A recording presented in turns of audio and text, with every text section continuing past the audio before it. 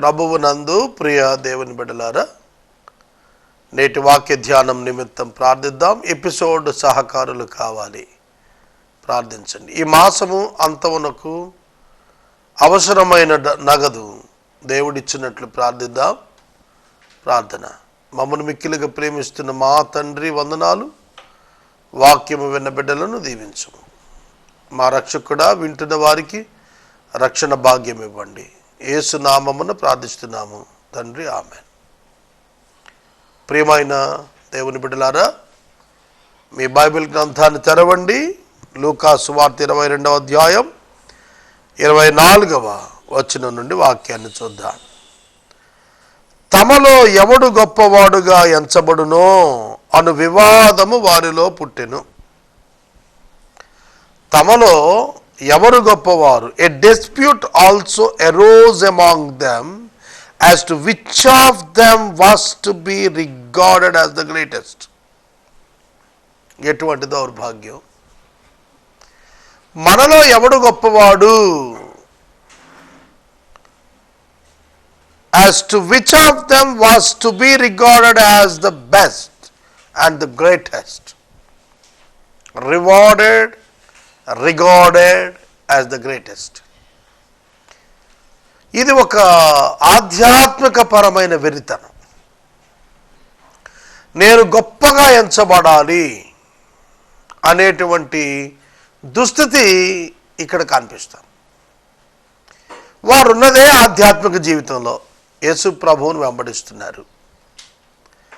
మరి అలాంటి వాళ్ళలో ఎవడు గొప్ప అనే భావన రావటం ఏమిటి?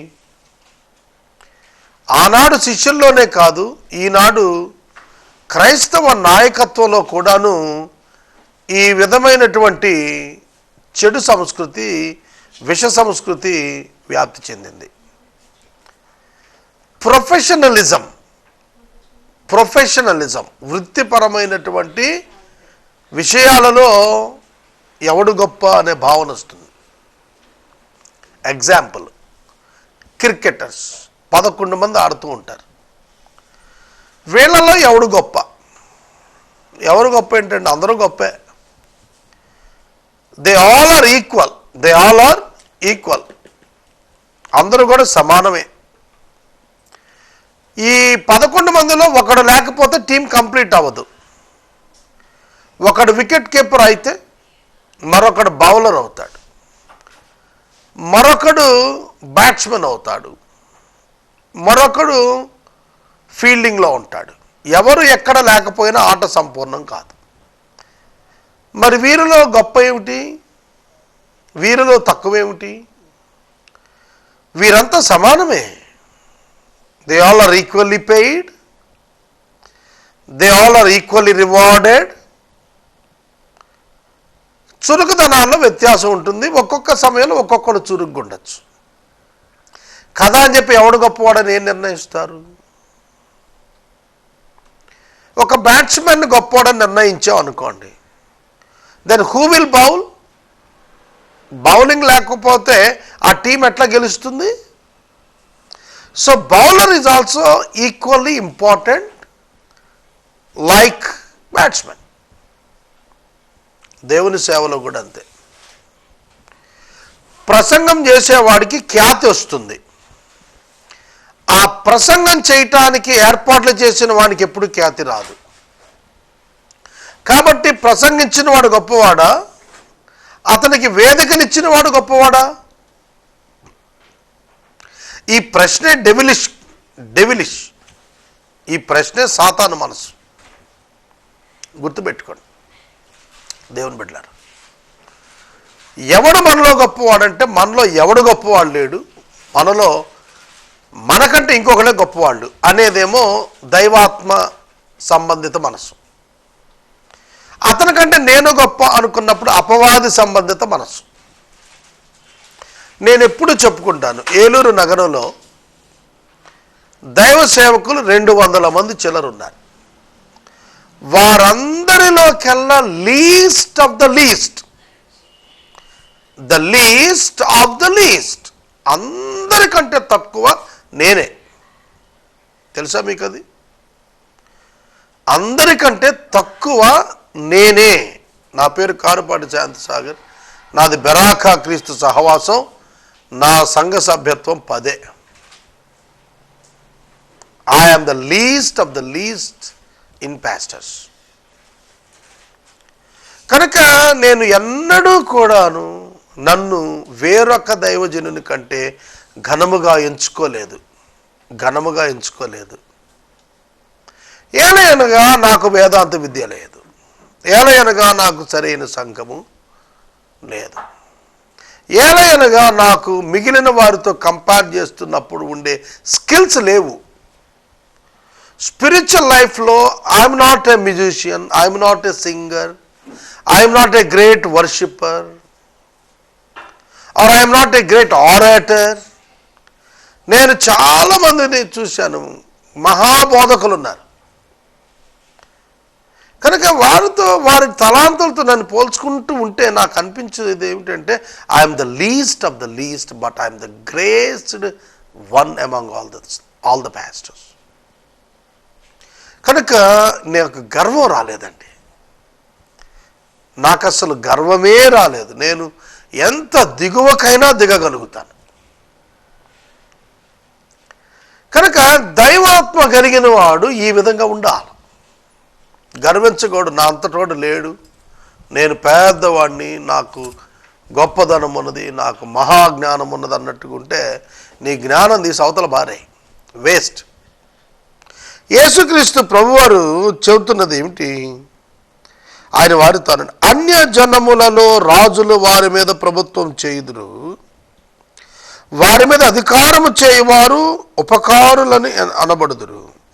మీరైతే అలా ఉండకూడదు. మీలో వాడు చిన్నవాని వలె, అధిపతి పరిచారకుని వలె ఉండాలి. మీరు ఎలా ఉండాలి? పరిచారకుడి వలె ఉండాలి. I want to be like a steward, an ordinary worker. నేను ఒక్క విషయం ఎప్పుడు జ్ఞాపకం చేస్తాను ఈ సందర్భంలో.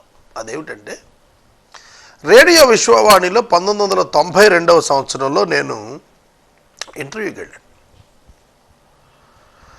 ఇంటర్వ్యూకి వెళ్ళినప్పుడు ఆ ఇంటర్వ్యూ ఎమిల్ జబాసింగ్ అని ఆయన కండక్ట్ చేస్తున్నాడు.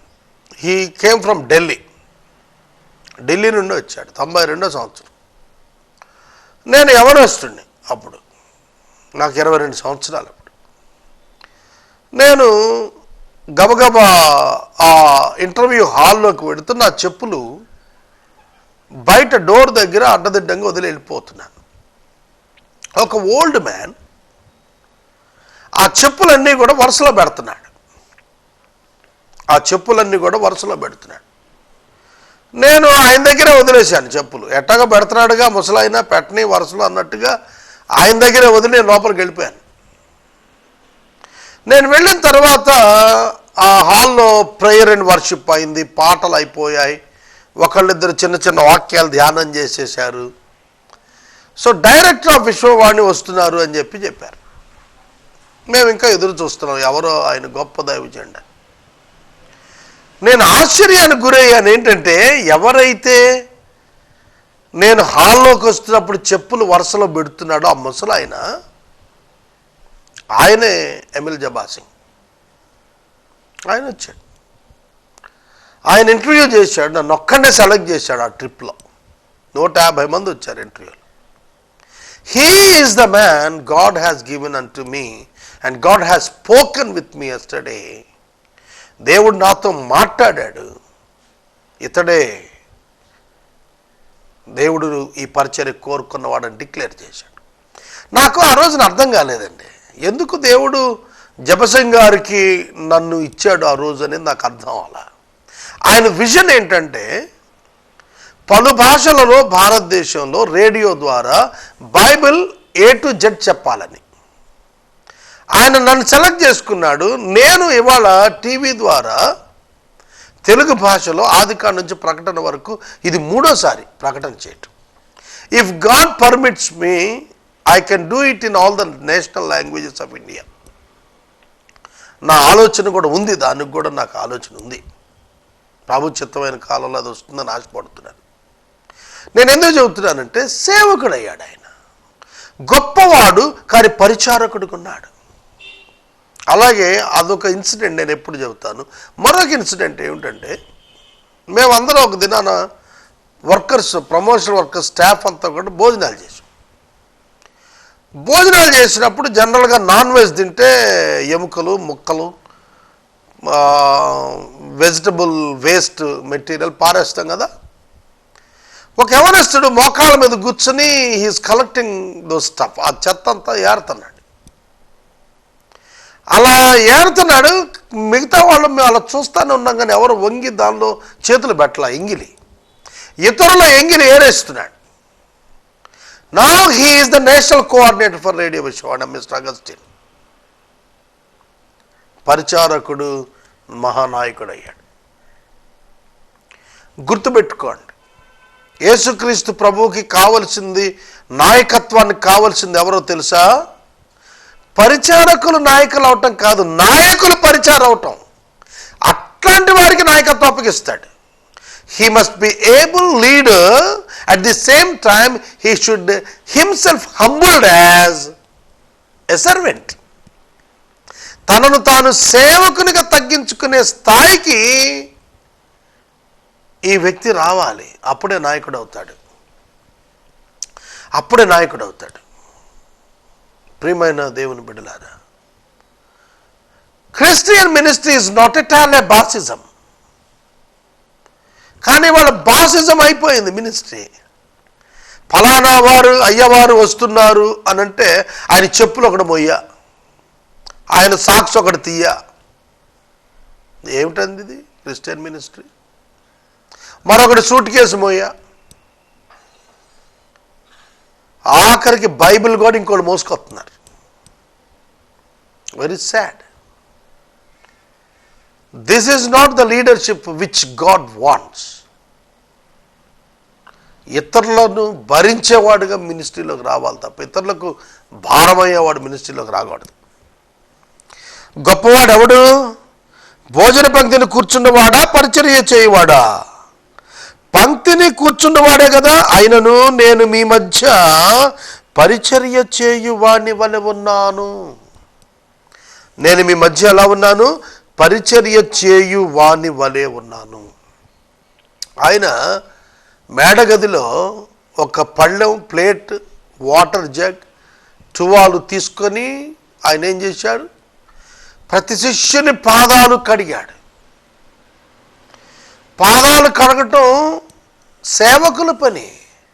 నేను మీ మధ్య పరిచారకునిగా నేనున్నాను, పరిచర్య చేసేవాడిగా నేను మీ మధ్యన ఉన్నాను, మీ మధ్యన ఉన్నాను. నేను మీకు ఆతిథ్యం ఇస్తున్నవాడని అయినప్పటికీ మీకు పరిచారకుడుకున్నాను నేను.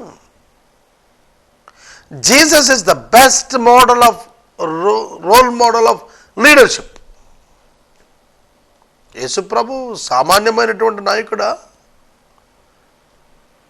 నేను మనవి చేస్తున్నాను, మనం జ్ఞాపకం చేసుకోవాలి.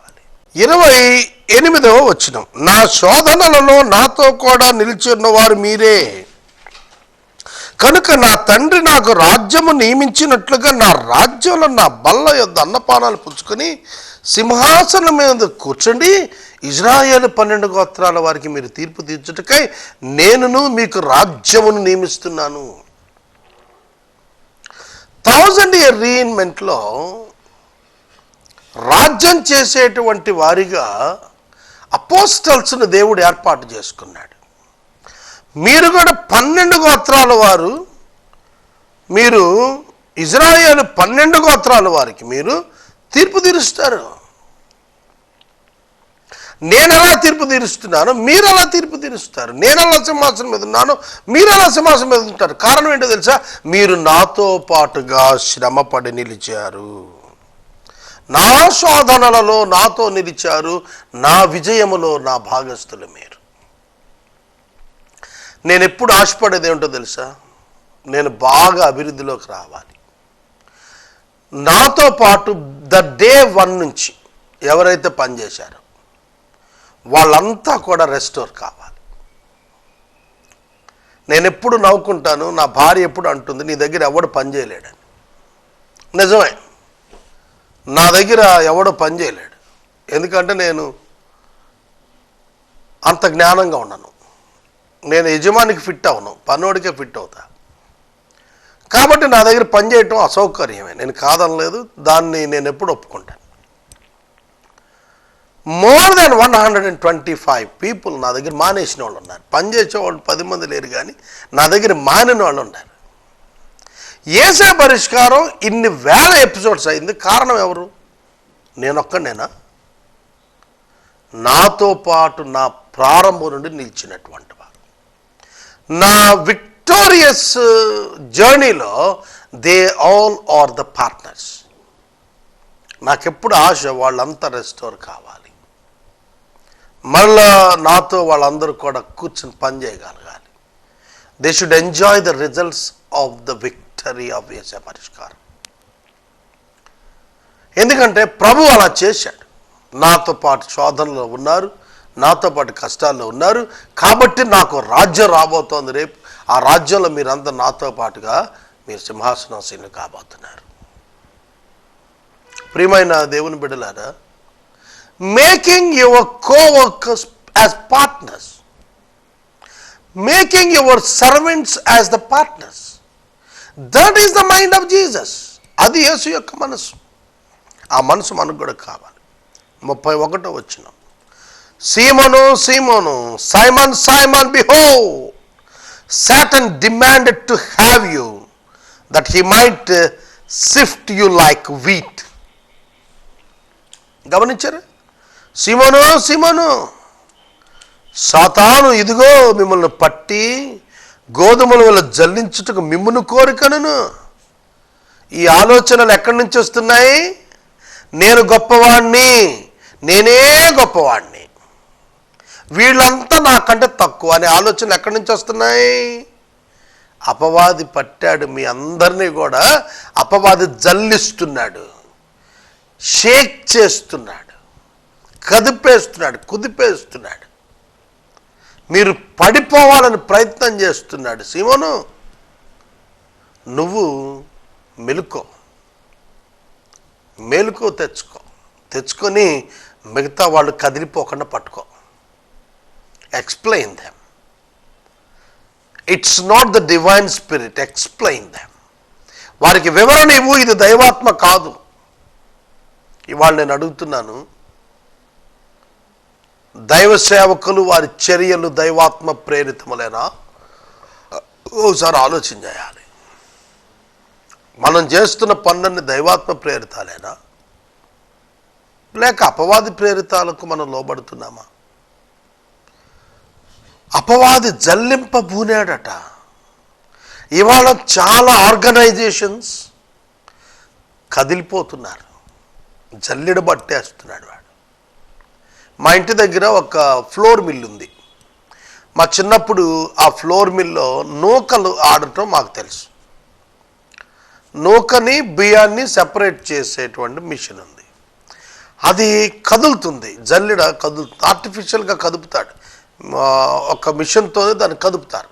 కదిపినప్పుడు దాని మీద గింజలు వేరుగా నూకలు వేరుగా వచ్చేస్తాయి. అట్లా అది మేము చిన్నప్పుడు వెళ్ళి దాని మీద చెయ్యేస్తే వైబ్రేషన్ వచ్చి కదులుతూ ఉంటే థ్రిల్లింగ్గా ఉండేది మాకు. నాకెప్పుడు అది జ్ఞాపకం. అందులో ఉన్న గింజలు ఇటు అటు అటు ఇటు ఇటు అటు కదిలిపోతూ ఉంటాయి, ఒక చోట ఉండవు. ఎందుకంటే ఆ యొక్క జల్లెడ కదులుతూ ఉంటుంది. స్థిరత్వం లేనటువంటి భక్తి జీవితాలు, నాయకత్వాలు ఈ కోవకే వస్తాయి. ఎందుకు మనం ఇలా జల్లించబడుతున్నాము? Why we are having this kind of thoughts in our life? ఏం పట్టుకెళ్తామండి సేవకులు? మనం ఒక ఆర్గనైజేషన్ యొక్క ఎసెట్స్ పట్టుకెళ్తామా, లేక ఒక మినిస్ట్రీలో ఇంకొక మినిస్ట్రీలో వెళ్ళి ఇన్వాల్వ్ అయిపోయి దాన్ని ఆక్యుపై చేయగలుగుతామా పొజిషనల్గా? సాతాను యొక్క భ్రమకు చిక్కుకుపోతున్నారు సేవకులు. దాన్ని రెచ్చగొడుతూ దళారులు బాగుపడుతున్నారు. ఏ విధమైనటువంటి సమస్య లేకుండానే సమస్యను భూతద్దానికి తీసుకొచ్చి డబ్బు చేసుకుంటున్నటువంటి దుర్మార్గమైన వ్యక్తులు క్రైస్తవ సమాజంలో కనిపిస్తున్నారు. కనికట్టివారు నరకప్రాయులు అవుతున్నారు. ఇది మనం మర్చిపోకూడదు. చూడండి, సీమోను, నీ నమ్మిక తప్పిపోకుండా నేను నీ కొరకు వేడుకున్నాను. నీ మనసు తిరిగిన తర్వాత నీ సహోదరులు కూడా బలపరచు, స్థిరపరచు. It is your responsibility to hold your friends, brothers in Christ. చూడాలి, నీవు క్రీస్తు ప్రభువునందు నువ్వు స్థిరపడి వాళ్ళను కూడా స్థిరపరచు. Don't be షేకెన్. కదిలిపోవద్దు సీమోను. మీలో ఎవరు గొప్ప, ఎవరు తక్కువ కాదు. ఎవరి పని వాళ్ళకుంది, ఎవరి మహిమ వాళ్ళకి ఇస్తాను, ఎవరి పని వాళ్ళకి పరీక్షించబడుతుంది. సీమోను, నీవు స్థిరపడు, నీ సోదరులను స్థిరపరచు. ప్రభువా, నీతో కూడా చెరలోనికి మరణమునకు వెళ్ళుటకు సిద్ధంగా ఉన్నానని అన్నాడు సీమోను. పేతురు, నీవు నన్ను ఎరుగనని ముమ్మారు చెప్పు వరకు నేడు కోడి కుయ్యదని నీతో చెబుతున్నాను. కోడి కుయ్యదని నీతో చెబుతున్నాను. కడరాత్రి భోజనంలో ఈ సంభాషణ జరుగుతుంది. కోడి కూయదు అంటే కోడి కూయటానికి మునుపు నీవు 3 సార్లు అబద్ధం ఆడతావు, ముమ్మారు అబద్ధం ఆడతావు. ఏమిటో అబద్ధం? నన్ను ఎరగనని బొంకుతావయ్యా. నువ్వు నా కోసం ప్రాణం పెడతానని చెబుతున్నావు. I know you. మరియు ఆయన సంచే జాలే చెప్పులు లేకుండా నేను మిమ్మల్ని పంపినప్పుడు మీకు ఏమైనా తక్కువ అయినా అని వారిని అడగగా వారు ఏమీ తక్కువ కాలేదని ఈ ఒక్క మాట ఒక్కరోజు మాట్లాడచ్చు మనం. ఈ ఒక్క మాట ఒక్కరోజు మాట్లాడచ్చు మనం. ప్రియమైన సహోదరుడా, సహోదరి, దేవుడు తన కుమారుడైన యేసుక్రీస్తు ప్రభువుని లోకాన్ని పంపించినప్పుడు ఆయన తన శిష్యులను అడుగుతున్న మాట, సంచే జాలే చెప్పులు లేవు నేను మిమ్మల్ని పంపినప్పుడు మీకేమైనా తగ్గిందా? యేసే పరిష్కారంలో చెప్పులు, జాలే, సంచి లేవు. ఏమీ తగ్గలేదు, ఏమీ తగ్గలేదు. ఆయనే సమస్తం నిర్వహించాడు. This is the experience of every Christian in their life. ఇది ప్రతి క్రైస్తవుని యొక్క జీవితం, ప్రతి సేవకుని యొక్క జీవితం. ఎవరికి ఏం తక్కువ కాదు. ఒకవేళ తక్కువైందని అన్నాడు అంటే సరైన తృప్తి జీవితం లేదని అర్థం. దేవుడు అన్నడు కూడా తప్పించేవాడు కాదు, మనల్ని తక్కువ చేసేటువంటి వాడు కాదు, తక్కువ చేసేవాడు కాదు. ఇప్పుడైతే సంచి గలవాడు సంచే జాల తీసుకుని పోవాలి, కత్తి లేనివాడు తన బట్ట నమ్మి కత్తి కొనుక్కోవాలి. ఎందుకంటే అక్రమకారులలో ఒకడుగా ఆయన ఎంచబడిన మాట నెరవేరవలసి ఉన్నది. అలాగున నన్ను గూర్చిన సంగతి సమాప్తమవుతున్నదని మీతో చెప్పుచున్నాను. నన్ను గూర్చినటువంటి వార్త సమాప్తమగుచున్నది. నన్ను గూర్చినటువంటి వార్త సమాప్తమగుచు ఉన్నది. 37వ వచనం. For I tell you that this scripture must be fulfilled in me. And he was numbered with the transgressors, for what is written about me has its fulfillment. నన్ను గురించి వ్రాయబడినవన్నీ నెరవేరిపోతూ ఉన్నవి. ఇది జరిగినప్పుడు, ఏది అక్రమకారులలో ఒకడుగా ఎంచబడెను అనే పదం జరిగినప్పుడు నన్ను గుర్చినవన్నీ కూడా సమాప్తమవుతున్నాయి. The scriptures and the prophecies about my first coming are going to fulfill. నెరవేరిపోతున్నాయి. ఎస్ ప్రభువా, ఇదిగో ఇక్కడ 2 కత్తులు ఉన్నాయంటే అవి చాలన్నాడు. నేను ఇక్కడ వాక్యాన్ని నిలుపుదల చేస్తా. 38వ వచనంలో. రేపు మిగిలిన వచనాలు మనం ధ్యానం చేద్దాము. ప్రభువు తన యొక్క అంతిమమైనటువంటి ప్రవచనాలు నెరవేర్పులో మొదటి రాకడ విషయంలో సంభవిస్తున్నాయని వారికి తెలియచేస్తూ ఆ రాత్రి జరిగే సంభవాలు వారికి చెప్పాడు. ఫైనల్ వర్డ్స్ ఏంటంటే, be the servant, don't behave like the master. Behave like a servant. That is Christianity. సేవకుడిగా ఉండండి. నేను సేవకుడిలా బతికాను మీ మధ్య. ప్రార్థన చేసుకుందాం. మమ్మల్ని మిక్కిలిగా ప్రేమిస్తున్న తండ్రి, వందనాలు, స్తోత్రాలు. వాక్యం విన్న బిడ్డలను దీవించుము. మా రక్షక ఎపిసోడ్ సహకారాన్ని పంపండి. యేసు నామమున అడుగుచున్నాము, ఆమెన్. తండ్రి అయిన దేవుని ప్రేమ, కుమారుడైన యేసయ్య కృప, పరిశుద్ధాత్మని యొక్క అన్యోన్య సహవాసం సదా మనకు తోడయుండును గాక, ఆమెన్.